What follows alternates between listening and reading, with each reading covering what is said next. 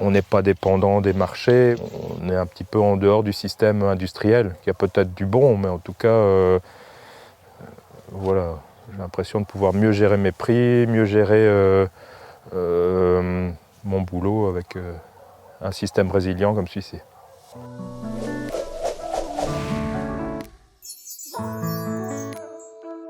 Alors moi c'est Ludovic de Pelchin, donc je suis originaire du village de Houillères, dans la commune de Perouet. Donc ici on se trouve à Houillères et on se trouve à l'emplacement des légumes des Devernes.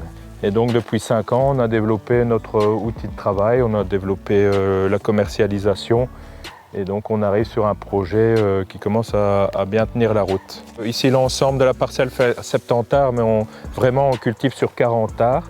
Donc c'est du maraîchage qu'on appelle intensif, mais intensif dans le sens où on va rentabiliser le plus de mètres carrés. Donc ici on a réparti, il y a 10 jardins, une dizaine de jardins sur cette parcelle-ci. Donc c'est des jardins de la surface de la Grande Serre là-bas, donc c'est 3 arts, 300 mètres carrés.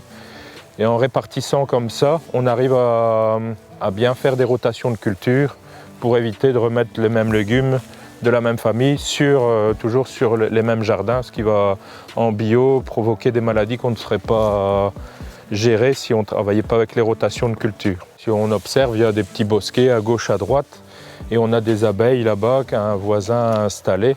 Donc on est dans un lieu quand même où il y a déjà de la biodiversité, mais on a envie de continuer à développer cette biodiversité. C'est un des éléments importants pour nous.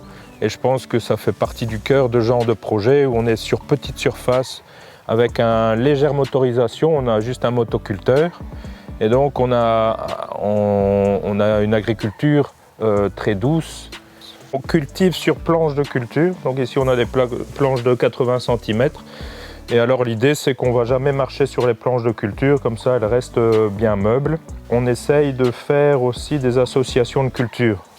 Donc c'est pour ça qu'on parle de maraîchage bio-intensif, parce que sur une planche de culture, on va la rentabiliser un maximum. Donc ici j'ai du cerfeuil, de la mâche et du pak choy. La mâche, je vais bientôt la récolter, donc elle va laisser plus de place au cerfeuil et au pak choy. Et alors ici après je vais récolter le cerfeuil et à la fin il ne restera plus que le pak choy.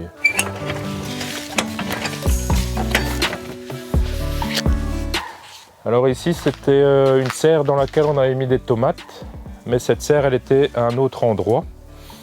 Et alors on avait nos jardins ici dans lequel on est venu planter nos choux. Et c'est seulement après, quand on n'avait plus besoin de notre serre sur le jardin des tomates, parce qu'on avait enlevé les tomates, qu'on est venu mettre notre serre sur les choux.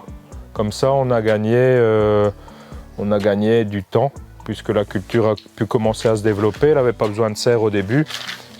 Par contre, maintenant qu'il commence à geler, il faut qu'elle puisse être couverte.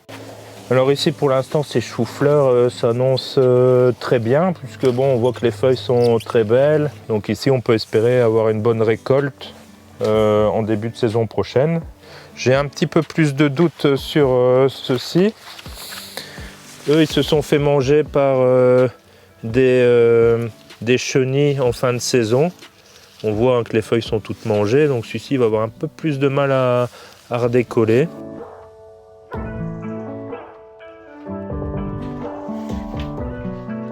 Je parlais il y a un petit temps avec un maraîcher, mais qui était en conventionnel, qui n'était pas en bio. Et sur le chou de Bruxelles, il me disait parfois je suis obligé de pulvériser parce que j'ai une affectation de pucerons. Et que si je ne le fais pas, je vais perdre toute ma culture. Donc moi je dis ok.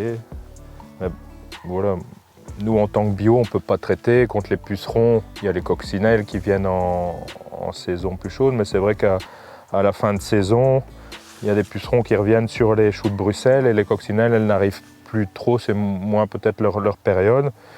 Et donc c'est vrai que je vais perdre quelques plants de choux de Bruxelles, parce qu'ils vont être infectés de pucerons.